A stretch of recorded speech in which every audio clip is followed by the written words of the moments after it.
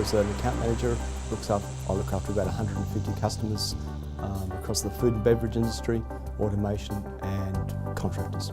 What differentiates IFM from our competitors is our level of service, our commitment to the customer in terms of stock holdings in Australia, our quality of product, our innovation, our price points, and our entire approach to the customer's business is about them, not about what we do. I like working with the customers because we develop a terrific relationship with these people.